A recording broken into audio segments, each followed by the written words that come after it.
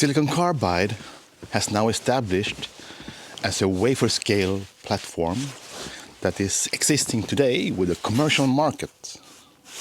And this is really good because then it is an opportunity to take a step for the new things and the new technologies and new energy, new environment, solutions for the future based on the wafer scale existing technologies. And especially the competence which has been built up now during 30 years of research to market. And it will still be about manufacturing the material. Today it is industrially development of production in high volumes for electric cars and so on. And for the future we need to position even more. And that's where the sustainability comes in.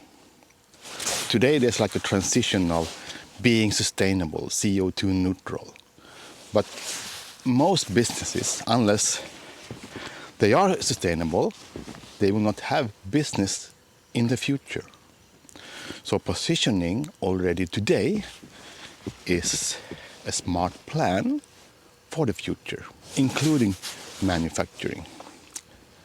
The challenge is that from the research ideas of fabrication, making discoveries, to the manufacturing, it's a long road. And it's difficult to know how to plan for the sustainable manufacturing. But we can address it and discuss it and learn more along the way.